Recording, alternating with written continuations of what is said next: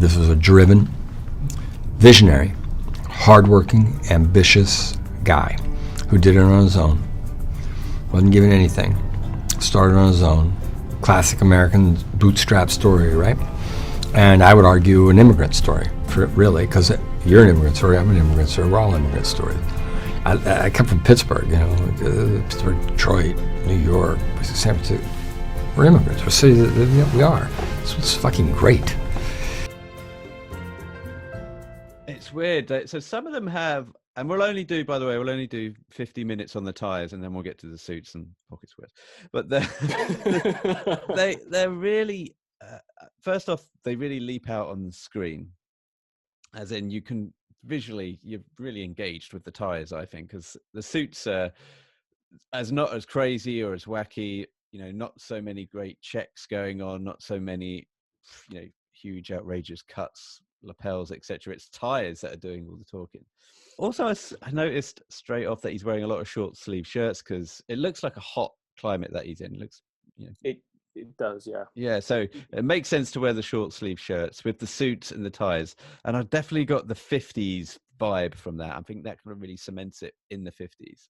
It does, because, when he later comes and meets the McDonald brothers, they're in the same sort of style of shirt as well, double pocket shirts with the short sleeves.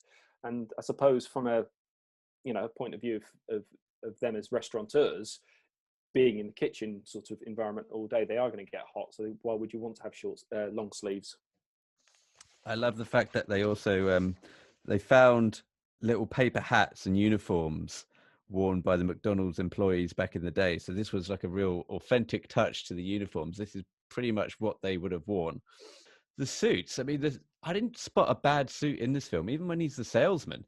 And you think, well, maybe he's going to wear something a bit schlubby, maybe he's going to look a bit greasy, because salesmen kind of have that vibe of, oh, it's a salesman, oh, he's going to be trying to fucking come on me like a bad shit.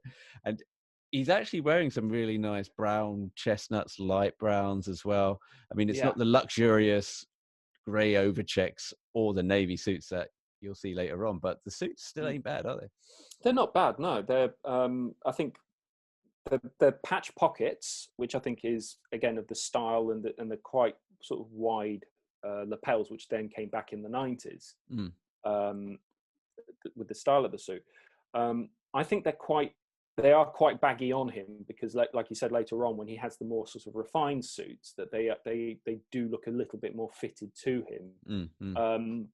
One of the images I think from the film is where he's comes later in the film, where he's gone to one of these restaurants, the franchises, and he sees they've done all these other things that they're not supposed to do, and he's running up this golf course and he's holding his trousers because they're too baggy in case they fall down. I didn't spot that. He's running off in a strop, trying to make an exit but holding your trousers at the same time. Nice. I didn't spot that. Do you know what I did spot was, so in that scene, you notice that he pays a lot of attention to detail with the brand McDonald's. So you can't have the lettuce too big. You can't have like just one pepper in there. It's got to be 2 gherkins or whatever it was. But he has little to no respect for his clothes. So there's one scene where he comes in and Laura Dern's his wife there, and he comes in with his jacket, he balls it up and just fucking launches it. He doesn't even throw it on a chair. He just throws it across the room, pours himself a whiskey. Laura Dern comes down and goes, "Oh, I've got this great guy. He's going to invest. I've got a potential partner lined up." And he goes, "Yeah, everything's changed. We're forgetting all of that. Yeah, scrap that." So he has a very fast and loose lifestyle. It's always on to the next thing. And he has little time, and within that lifestyle, even though he dresses well, he has little time or respect for his own clothes. Yeah, that's true. It's sort of a 50s Del Boy. Yeah, definitely 50s Del Boy. That would be good for the British listeners. Well, what was your favourite look of the film, Daniel? Was there a favourite suit at all? I think later on, when he's becoming a little bit more successful and he's going on the trips, he's starting to smarten himself up a bit. So he's gone from the patch pockets to the flat straight pockets, and he's starting to use pocket squares or handkerchiefs, and his shirts have gone from short sleeve to long sleeve. But he definitely starts to dress better, and I think it's the whole he feels like he's making a success of things, so therefore he has to improve his dress because he's having to do sales pitches to more senior people, to more lucrative people. Yeah. So there's this nice one where he's on the plane. He's about to go to the next franchise that's opening, and he's got a white shirt with a subtle stripe to it. His tie isn't actually over the top. It's just a navy tie, I think, with white spots on it. So it's a much more subtle tie for him, but it makes him look a bit more authoritative, I think. And that's when he's going to meet a potential client and then meets his future wife, doesn't he? Yes. Yeah, and it's almost like a bird's eye fabric, isn't it, for like a black and white dot suit? Yeah, exactly. Yes. Yeah, and there are many elements in the film where I thought where he does good things and you really want to champion him and be with him. So, like, for example, when he's thumbing the soil and he's about to build his first McDonald's, you realize that he has to rebrand himself and he has to go somewhere new. But because he's had so many bad ideas, he's gone to the well so many times with his friends saying, come on board with my idea, that he's like the laughing stock of his little group.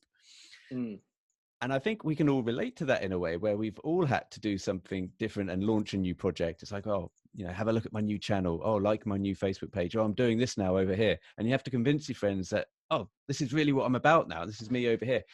And in that way, he's really, really relatable. But then as he goes on through the film, he gets a bit more, he gets a lot more ruthless. And he gets drunk with power. And, he divorces his wife quite shallowly, just over the dinner table.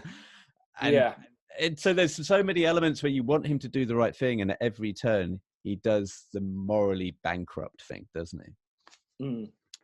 Yeah. I mean, at the beginning of the film where he's that's an interesting tie as well that he goes to the bank with. Yeah. Maybe I can just reel off a couple of other. Did you have any further thoughts, Daniel? Would you want to? Well, there's some of the wacky shirts that he wears. He's got this green Hawaiian-y shirt. Oh yes. Yeah, it's like sort of like a bowling shirt, maybe. That's almost the only time you see him in his casual wear. I mean, other than his pajamas, right? But I mean, in terms of in the office, this is about as casual as it gets for him. And yeah, I did enjoy that one actually. Very Hawaiian feel.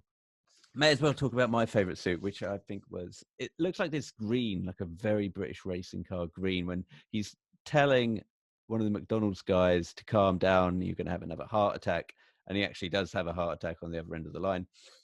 And he's wearing this it's got a beautiful sheen to it. So it's, again, when he's got a bit more importance and savvy about him. But the tie is like this electric tie, and it's like an electric blue, but with these black pubic swirls. So if you know what a pube looks like when it's just on the toilet, it's a single one, and it's all coiled up.